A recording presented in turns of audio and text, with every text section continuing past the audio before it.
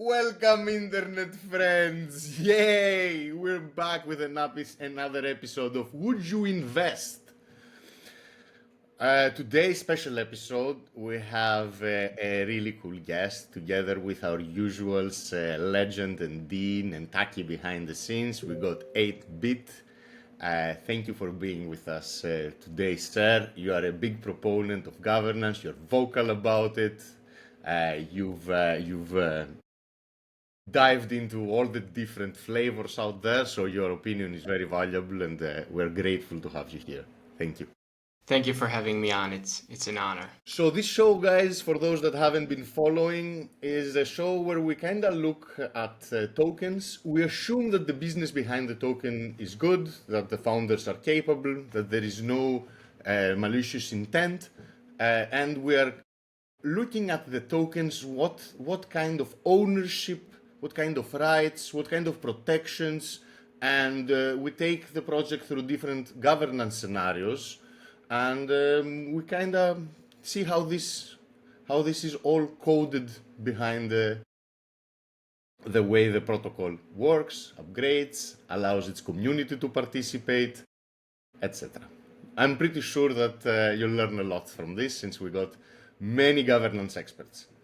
Today we're looking into Loyal, and the idea is to pass it through the ownership coin lens and through the Internet Capital Market standard lens. Loyal is an AI protocol that raised through MetaDAO. It targeted $500,000 to raise. It raised $2.5 million, and they recently posted a proposal for buybacks. Before we start, anything you want to add, my lovely governance experts, before we get into the details? Yeah, I'm excited for this one because we haven't talked about an ownership coin yet. We've talked about ownership coins.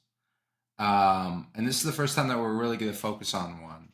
And what I like about it is it's the first time that we're going to also be comparing different platforms, right? So far, everything we focused on has Realms as its home. And because Realms encapsulates both the governance and the asset management, we just focused on that platform. Now we can see two new platforms. One, which is MetaDAO, which houses the decision-making of Loyal. And then Squads, which is the transparency component of how those decisions impact the asset. So yeah, I'm very excited for this, and I'm excited that we also have 8-Bit with us, who is one of the good voices to follow on Twitter if you're interested in this kind of stuff. So Loyal, let me share my screen just to show a little bit of details and show even the model that an ownership coin follows. And before we dive into the proposal, and let's look at the components of this token that make it an ownership token. I'm going to share my screen and I'm going to show a little graph on the ownership coin structure. Before we go forward then, guys, please retweet this show, subscribe, let others know that we are looking at this really, really awesome new development in the crypto space. So I've shared what an ownership coin is according to MetaDAO. I would like to hear opinions and maybe point out weak spots, or what you really like or what you really don't like on this ownership coin model, and maybe how Loyal falls into this. Who wants to start first? I can speak real fast on this. I think the graphic is good. It's informational. I think the model is a good one. Yeah. The only thing I like, that's the best way to launch a coin right now, really. The only thing I wish was part of this is that you weren't forced to use the futarchic market as your decision making. I think that's my only criticism of the whole process. If that allowed the launcher to choose, I think that would be that would be the only. 8-bit legend. Yeah, yeah, I absolutely agree. I think currently this is definitely the best way to launch, and really one of the things that gets often overlooked by people who just look at ownership coins is that they often think that the only innovation here is futarchy, but I would argue that it's one of the, while it is important, but the legal entity structure is actually one of the most important parts of this whole thing, because it makes sure that there is off-chain accountability to on-chain governance, which is really awesome because you don't really see that often. Most of the time you see on-chain governance, which is good, but there's no way to enforce the proposals when it comes to off-chain actions. So I think I'm really a big fan of that. And as Dean mentioned, I also wish that there was a way to launch in a token-based structure, just because even though I favor futarchy more than token voting, I think it is giving people the option and the to experiment with this could be very beneficial. Yeah, but I think just one interesting thing is that OMFG, like Omnipair, which is another ownership coin, it is actually going to have dual governance. So it will have both futarchy and token-based voting, and it's going to be kind of different. They're going to be voting on different kind of stuff, but yeah, I thought I would add that. Legend? There's not much to say. The structure is there.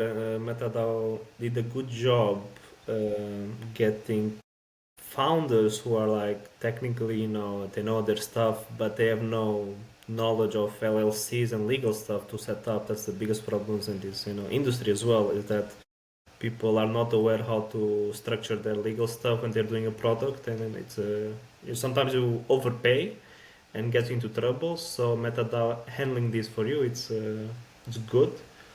We should have more products that how to fix the legal stuff for you in a way. Makes it very simple. Yeah, regarding the token voting, like being forced to use futarchy, none of the MetaDAO launches are forced to use futarchy. Only the initial raise, but they can use realms or their own version of token voting if they want after it, right? For signaling and whatever they want to do with token voting afterwards, so that they can adopt this dual or triple, whatever. Maybe they go for quadratic voting and token voting, and so alien, let's say. Like, I think it's just the first initial raise that it's forced, I guess, to move the funds of the treasury if they want to adopt another type of voting, and that's mostly it from me. I want to point out that in this graph, at least the way I understand it, is the on-chain governance is only on the raise. There's nothing that adds into that bucket through revenue, protocol fees. It's mostly owning the raise. At least that's how I understand it. What do you think, guys? Well, you own the raise, yes, but that's because you own the treasury, because the governance controls the treasury, and it is legally enforced that all revenue must flow to the treasury. Therefore, you own the treasury in that way. So not just the raise, but all revenue that goes into the treasury. I see. So I should be able to find that treasury on Squads that contains the whole raise plus revenues. Yeah, I think so. Although I would say right now the transparency aspect isn't the best. You kind of have to look around and search for all this kind of stuff. But what I use is futard.trade, and there's a lot of good information about the raises, about each DAO, and like, for example, for Loyal, I can see the multi-sig, I can see the monthly spend, the supply, and all that good stuff. Is We are there all any taking our time. Futarchy DAO that the revenue is managed by the treasury, like by Futarchy basically? Or is any of the protocols revenue positive right now? Well, most of the ownership coins are pre-product, except Avicii. They have the card, but I think Loyal doesn't really have too many revenues, or it doesn't have revenue yet because it's pretty much pre-product. So all of them are. So you can't really see the revenues because they're pre-product, except Avicii. Is Avicii revenue going to the MetaDAO treasury? I believe so. Yes. I mean, it is. It has to. There is. They would get sued if it didn't, and so it has to be enforced. So the treasury value of Avicii should be different from the initial value they raised, right? Well, it's different because they have monthly spends also. So yeah, it has to be different. Yeah. I'm gonna share I my don't think screen. there's been any additions to the Avicii squads. I'm gonna share my screen. The squads that I'm finding through quick research, because I mean, sure it might be there, but if you have to be, a detective and hire a company to find it, they could improve on transparency. So what I'm finding here on squads is a $380,000 treasury. I'm gonna share my screen to show it. Yeah, it shows the same amount on Futard Trade. But the raise was 2.5 millions, right? Yeah, but 1.5 has been sent to a DCA after the buyback. So that means from the 2.5, 1.5, 1 million. Now, you can see in the squads two payouts of 115,000 total.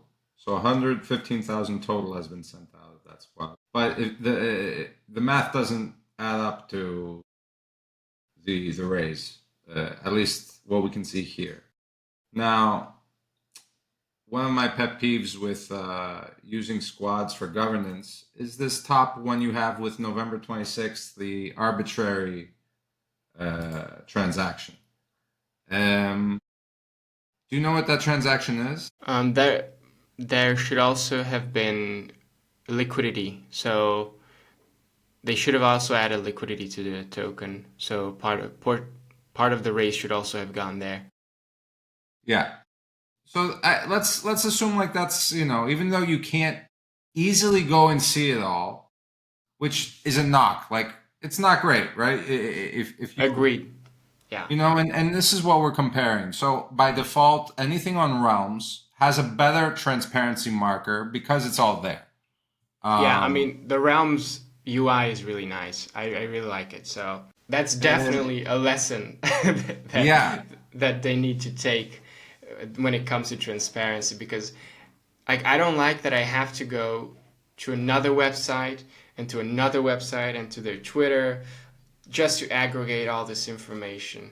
Like it should all be in one place. And so that transaction, that arbitrary transaction we saw before, guys, that is 1.5 million going into a DCA. Yeah, that DCA has a max price that they decided upon the proposal, so that the DCA will be active until the price is below the price they've set upon, and we'll keep buying it, right? One major problem is that the protocol itself, it's a pre-PMF, right? It's a pre-product. They have no revenue, and I'm not sure if it's a bad decision or a good decision making a buyback of 1.5 million, leaving the treasury to a 380k, leaving the runway very, very thin. Now, are they gonna use the token itself as a salary or as a streaming to the employees when the WSDC dries up, right? Or OTC. OTC, I think, is the most likely. I think so. Yeah, OTC is probably what they're going to use it for. I mean, we've seen that before with Meta selling it. So they have a motivation if you pull up the proposal. So I want to conclude, like on the transparency side, we can get into it deeper, but I would tell you that it's not as high up as I would want. I'm sure that there's a lot of answers at places, and like that's not the solution. The solution is that there has to be an effort to make it. If I'm a token holder, right, that I should have that expectation um, of that transparency. It's fine with the allowance that everything is done as you want. That can be private, let's say, to a certain extent. But yeah, there should be some more transparency on the other. And now going to the buyback, I think the lens to use here is, again, how do you say this? How do you see this as a investment thesis? Is this bullish the token or bearish the token? And then separately we can talk about the decision making process. I think is interesting when we look at governances, because this is a pure. If we're taking everything at face value, this is a pure futarchy where every single decision goes through this decision-making engine. And that's beautiful. Now we need to say, okay, what does this mean for the decisions? Because from a decentralization aspect, I think it's very decentralized. Some things that I notice looking through this proposal and hearing you, Dean Machine, I can see that going forward with the buyback, in the conditional market, we see a $5 million valuation. At the moment, it's at a $5.5 million valuation. So, according to the Futarchy thesis, that markets were correct, predicted the correct outcome. And what's concerning here is the volume. It's $100,000 approximately, a little bit shy of that. What do you think on that value? What do you derive? What is that you understand by looking at this, at the volume? Which means, in my mind, is the participation. That's like who's kind of chiming in to make this decision happen. Any comments? To me, honestly, I mean, obviously we want to get that as high as possible. Like that goes without saying. The higher the volume, the more accurate a decision is. However, from my reading of Futarchy, and I've read a couple papers of Robin Hanson and the research, and it shows that you don't actually need that much and that many people to make the decisions accurate. So maybe it seems at first glance something like almost 100K volume. Maybe it seems not enough, but I mean, I don't have any concerns over it. I think it's probably gonna grow over time, but my reading of Futarchy says that you don't need millions in volume for the decision to be accurate. Yeah, I look at the volume as participation. Again, Chris, I agree there. I also see it as a metric of quorum, like participation and quorum, they're together. And I don't see quorum as necessary as a good indication of good decision making. I see quorum as a security measure. Like what bad can happen if people are not paying attention to proposals? If everybody's on an airplane, or they're on a mountain and they lose connectivity, can somebody else, with very little effort, take from the treasury? So here, that's a very low, let's say, quorum, and I think there is no quorum requirement in the, like, I don't believe there's this concept in Futarchy of quorum. So I would tell you that that's a security, like that is an attack vector. that any amount of like it's not any amount. I think the minimum liquidity market amount is like what, $2,000 or something. But I think it should be not to create the proposal. There should be a minimum of volume trading the proposal, and it should have some relation to either the treasury size or the size that can be requested from the treasury.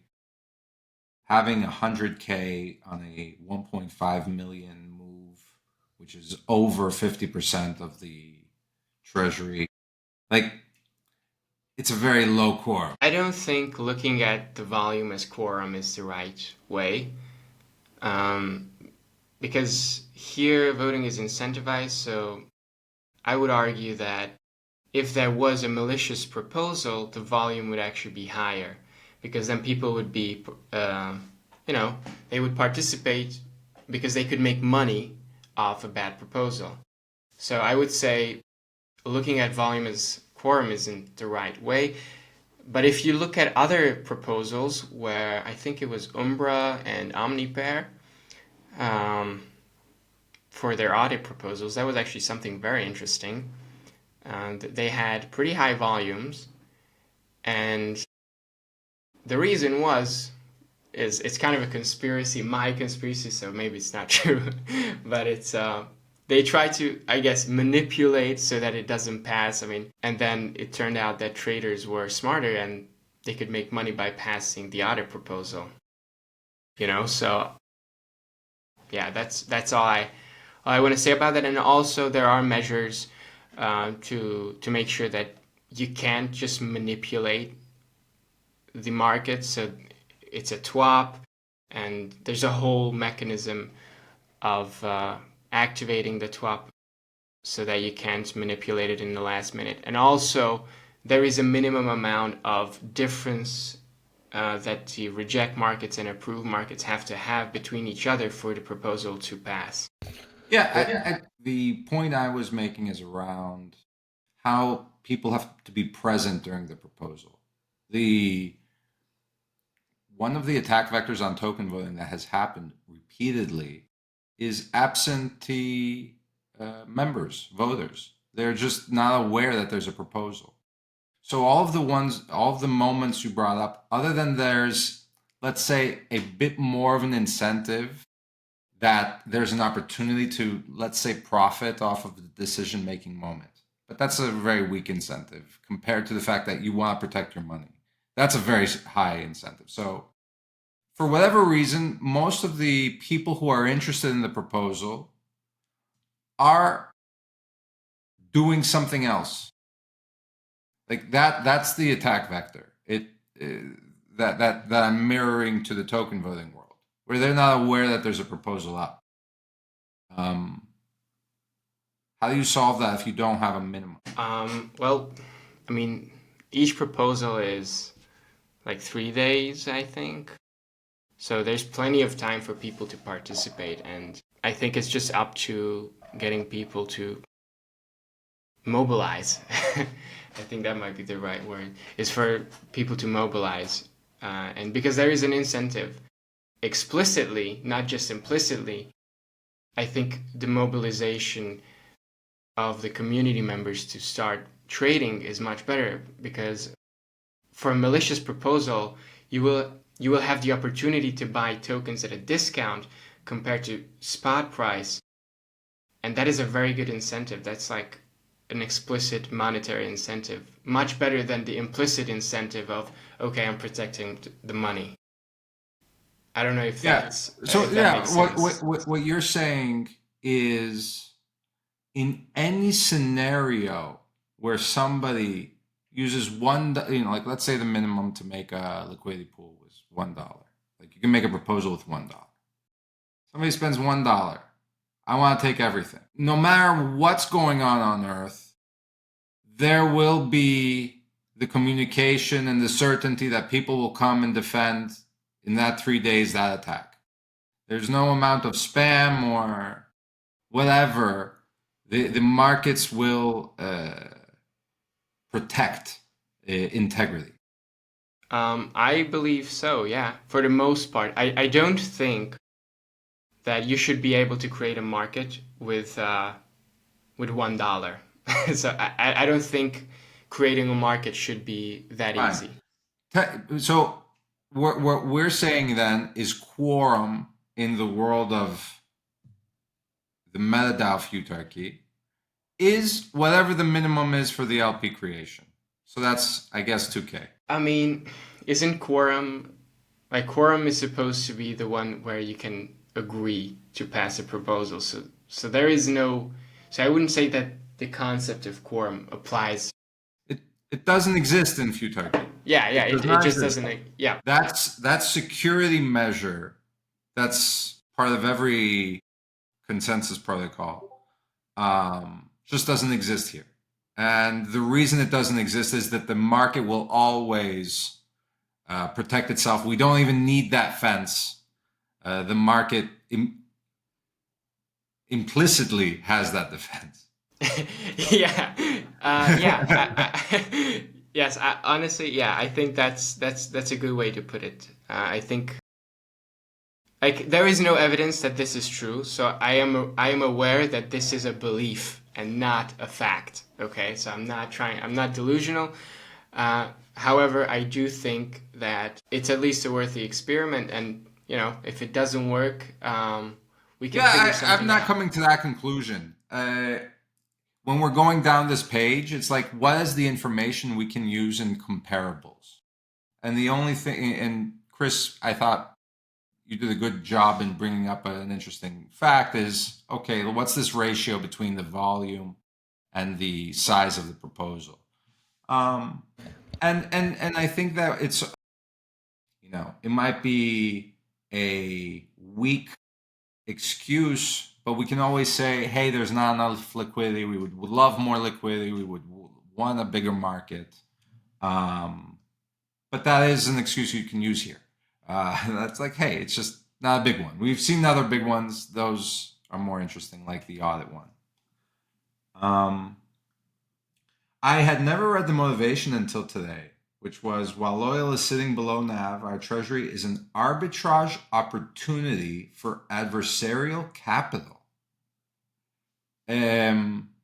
What does that allude to? That would just mean that if the price of Loyal sits below the treasury, that means that adversarial capital, so people could raise a proposal to liquidate the treasury and get back more money than the price of Loyal, or what they could get on Loyal.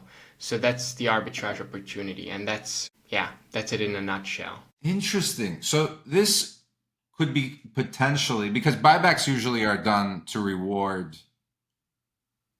token holders. It's not a protective measure. You never do I guess maybe in like some poison pill moments. I'm not very well versed in this. But yeah, that's what it looks like. That, in protecting from I'm going to compare it to a 51% attack.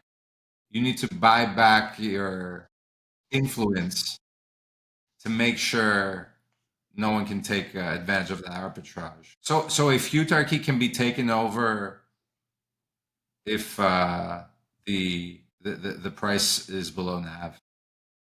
I mean, it's not a takeover. It's just a logical conclusion. Like if that is a soundbite and a half. I love it. I mean, it's not like, listen, it's a logical conclusion. Thanos. If you just look at it from a trader's point of view, without however much I like Loyal and however much I like MetaDAO, you just have to look at it from an objective point of view. If I'm a trader, I want to make money. If I see an opportunity to make money, this is a great opportunity where I can just redeem tokens below NAV and liquidate the treasury. That's a great opportunity to make money. Even though in practice I don't know if this would happen really, even though we've seen liquidations before, but I don't know if in this case it would happen. But I do think that it is just what it is. It's kind of, you just have to accept the market as it is. Yeah, I had never thought of this as an attack vector, and I think there should be more discussion. It's really interesting. My understanding was always that no matter the amount of token holding, irrelevant of treasury, would create this attack vector. This is a good tweet thread to explore. How do you feel about the buyback, Legend? I think I've discussed about this before. 1.5 million out of 2.5 million raise just used to buy back. I think it's a bad decision. The markets, think it's a good decision, which leaves to the token to be used OTC, in case the team needs to raise more. Like, there's not much to say. Like, I can't say my opinion, but as 8-bit would say, the markets disagree my opinion.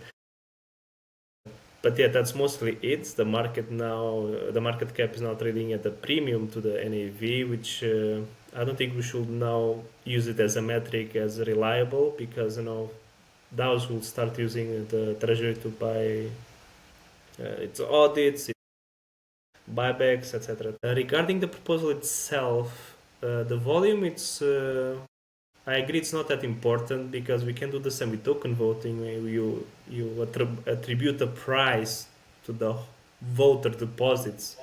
For example, GTO probably will be like 100 million type of volume.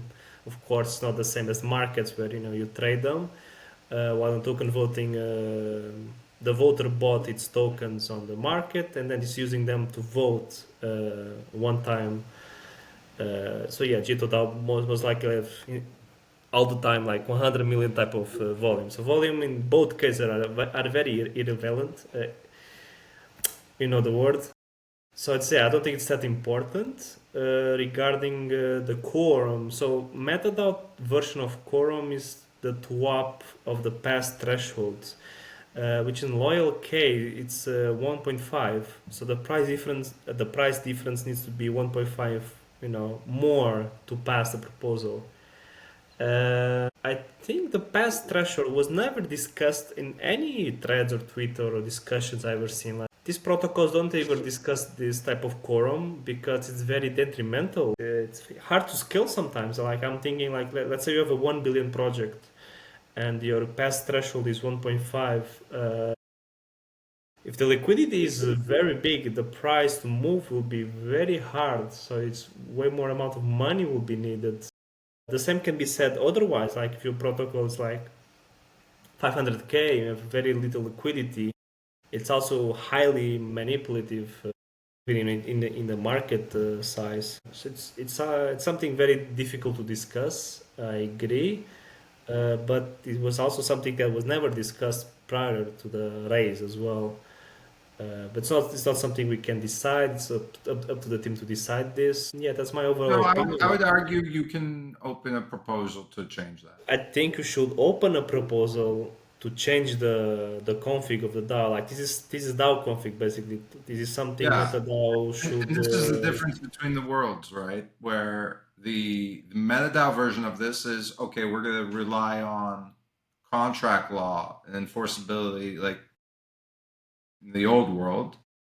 And the Realm's way of doing it is, hey, you're going to do this on chain. It's, after you voted, it's executed. The same with the Realms and the Futarchy and MetaDAO. It's these protocols, they own the program that changes the settings. So this is something each member can do themselves.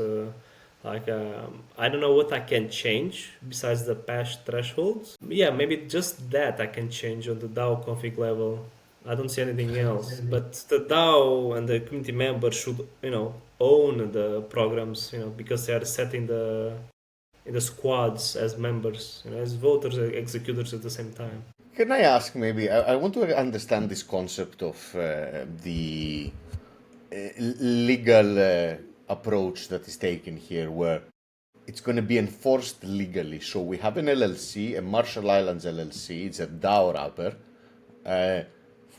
I know the terms. I've actually launched one of those LLCs, so I know exactly what the process is and what how liability is distributed.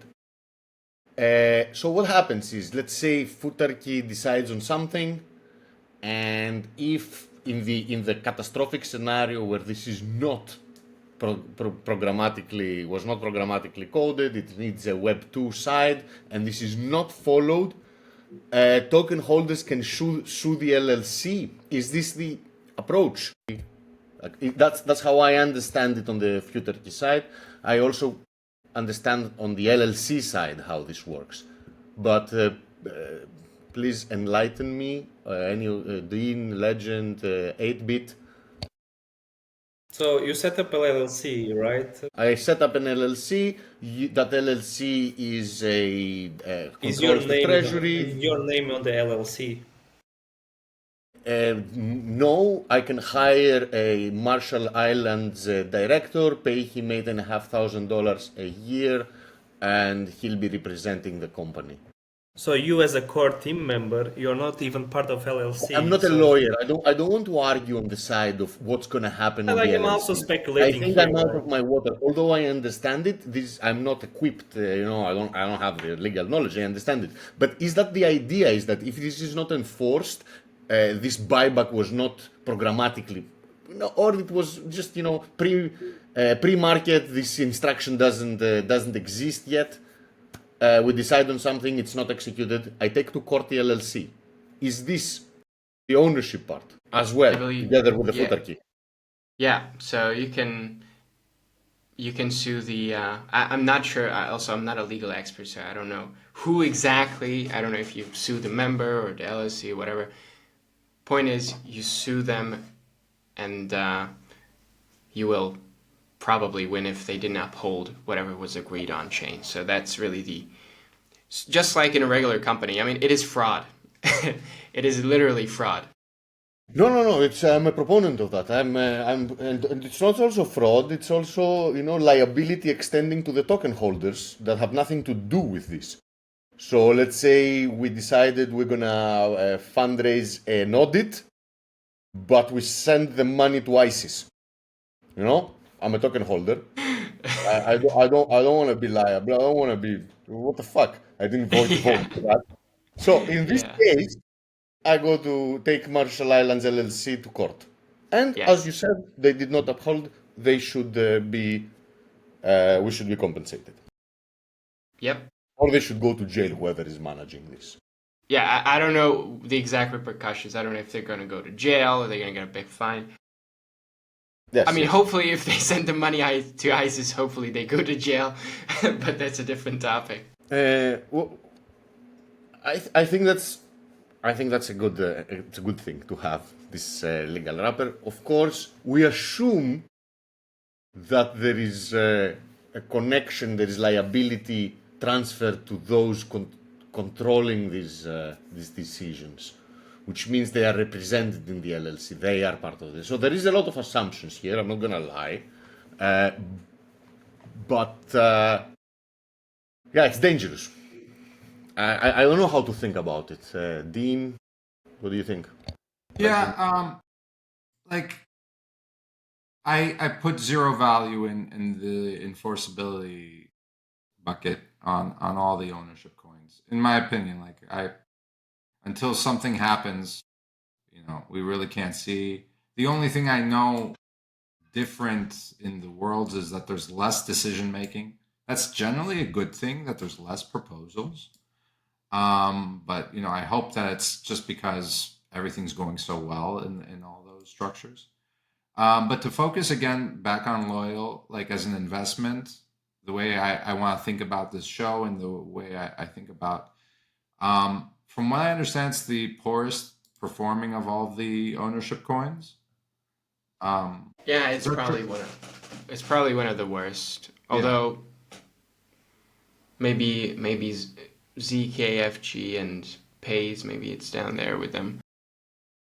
Yeah, so being one of the worst of them, and then I have to pick on the buyback proposal. For me, it's very bearish, where the only, I like the motivation. If the motivation is, hey, we can be attacked with an arbitrage opportunity, and hey, this world of MetaDAO is very, trader heavy. They look for these arbitrage opportunities. We got to do this to save our asses.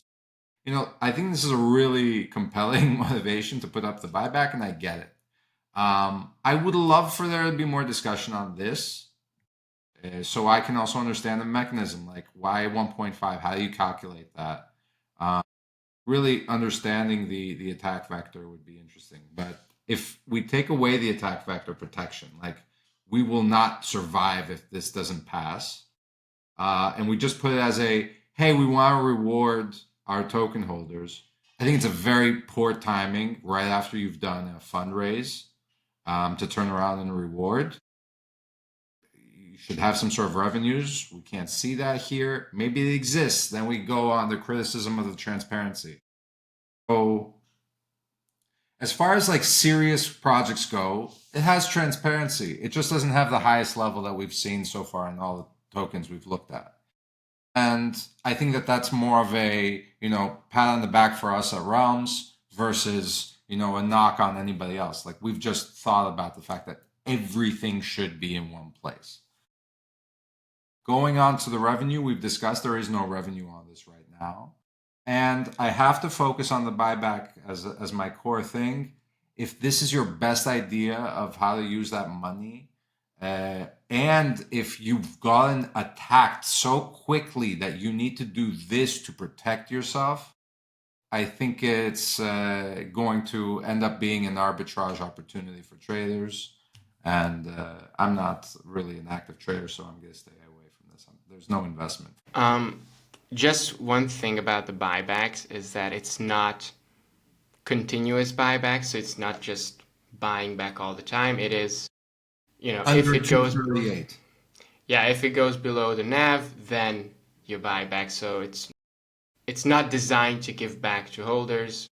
From my reading of it, it's more of protecting from an attack vector. Yeah, and again, what you've done is you've removed that money from the treasury. That way, like your treasury value is never going to be that unless the token goes up. And I think the timing of things, again, like the main motivation is to protect. Is it under attack that fast because it chose to be a futarchy? Is that what we're saying? I mean, I think futarchy inherently invites a lot of mercenary capital, which is traders. So, I mean, this is kind of it's kind of a trade-off, right? You want to have maximum token holder protection, and that just comes kind of with the fact that token holders can redeem their tokens for the treasury. And so that's kind of the extreme side of token holder protections on chain. I also don't really like the buyback, so I also think it was too early. I can agree with that. I do see why they did it, but I also know that I believe it's only for a month. So after a month, these buybacks either won't be happening or we can just cancel the DCA, which is a good thing. So the $1.5 million isn't going to go to Vase, which is good. But on the timing, I definitely also think it was early. I mean, if you guys could attack Loyal right now by making a proposal, how would you do it? I think I don't understand the arbitrage opportunity. No, I'm thinking because there's no create proposal button. That's why you cannot attack. So you can't attack the treasury. Like, how do I make a proposal myself? Is the question. 8-Bit, do you know how to make a proposal? I actually am not sure because the website is kind of not the best. I know that the Umbra proposal was voted in via like a stake kind of thing. I'm not sure how to do that on Loyal. So Loyal can't even be attacked, for example. Attackers have no access to the treasury itself. You as an ownership, let's say you as an older owner of Loyal, you have no access to the treasury itself at the moment as it stands now, which the same can be said to some of the protocols. for example, Cloud, which is Sanctum, only the team can put up the proposals, which, the same can be said to Loyal and a couple of them. So, yeah, it's not the best aspect of transparency. Like you as a owner of the coin, ownership, you don't even own the process to create a proposal, which, I'm assuming is going to be fixed anyway later on, I assume.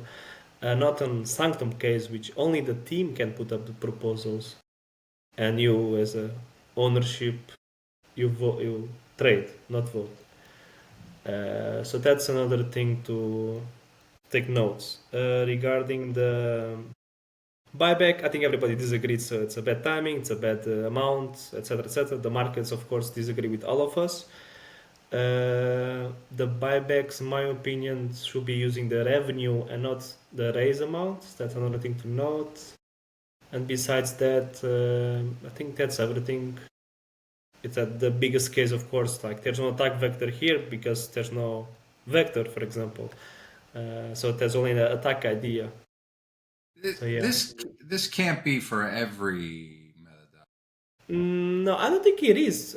Maybe they have a switch or something on the MetaDAO side, because I've seen the create proposal button on couple of them, maybe one or two, but on V1 of MetaDAO, not this one. Of course, Umbra has the stake button. It's I think it's the crowdsource liquidity to start a proposal, which I think it's very cool. Something maybe we do at Realms as well. So it's like when you as a small voter don't have the required liquidity, enough tokens, and you just can crowdsource from other members of the community if you really wish to put your proposal up. Yeah. In our case, delegation is a very simple work, way right? to do crowdsource. Can we do that with like delegation? You can I would do. That's think what I said. The delegation is the easiest way to crowdsource funds, but in a public way of doing it, you just put a proposal up, and it just starts. If you hit the quorum, if not, it expires. So it's lowering the barrier in a way. So look, based on how much time we've got left, I want to make sure that we do another ownership coins like next. I would want to do the most bullish one. And is that a Vici 8-bit or who is that right now? The most bullish one, well, the biggest one is Avicii. They Yeah. have done the best, besides Meta, obviously. And next, after that, I believe is Omnipair, or no, actually Solomon, it might be the second highest market cap. So Avicii and Solomon and Umbra, these are the three blue chips, I believe, right now. Which is there one that you like the most from the three? From the three, I like Umbra the most. And it's a very simple reason why. I'm finally going to have a wallet that is both private and beautiful. And I really like their design. It's really good. So that's why I'm really bullish. But overall, I would say I'm the most bullish on Omnipair because they are actually building a DeFi primitive that's non-existent right now, which is a lending pool and a liquidity pool at once. So it's kind of a nerdy thing. I think the most close to Omnipair must be Safe Finance, where you can create permissionless lending and borrowing pools, I think, without an oracle, like, paying 12 for oracle as well. Okay, so next week, let's do Umbra. I like the way you described it with the privacy and the beautiful wallet. I think that's worth it for us to get into. And because where I'm sitting today, I learned some stuff through a lens that might not be fair to the ownership coin family, right? Like I don't know. Let's conclusively know how you make a proposal on an ownership coin, or is it coming soon? Is it one day we have this version of decentralization, or is it already in play, right? Like how much trust are you putting in the ownership coin narrative versus the ownership coin fact? And it would be unfair if we use Loyal also as an example based on the buyback, this attack vector. Let's understand more about that. Is it a poor motivation or is it a real one? Is it that this is an attack vector? These are things I didn't come into this thinking about or knowing. And I really appreciate your involvement in discussing this with us today. But so if you're available, let's try to do this again next week, focusing on Umbra, which is a shining star. Isn't next week gonna be Breakpoint? Oh, you're right. We can't do it next week. Maybe we do it unless live sit from down Breakpoint. somewhere. Yeah, if we sit down somewhere and then we can wear masks and stuff. Well, not we, you. I mean, there's gonna be plenty of food cards around, so just pick one and talk about Umbra, no? Yeah, just yeah. Okay. Aren't we all profit? Yeah, I'm up for it anytime. So Man, that was really fun because I also learned a lot. It gave me a lot of ideas for things to search. I can trace things, I can look at things, I can find treasuries, I can see who's buying what. Umbra is a great example. Looking forward to the next episode. I think overall we've seen such huge improvement in this school of thought where ownership and token rights and transparency. This is a huge step towards a better world. So big props to MetaDAO. So I'm excited to learn more. I'm excited to put things at the test, and Umbra is a great example. So see you next week. As a last question, would you invest in Loyal with the level of transparency, ownership, token rights at its current form? Not for me. Legend? Yeah, I'm not sure. 8-bit? yes, and in fact I do hold Loyal, so it's absolutely a yes, and we'll see what happens. Beautiful. Thank you so much, guys. Thank you for putting the time, and see you next week. Keep on participating, and You have Breakpoint. see you at Breakpoint. Yes. See ya. See you.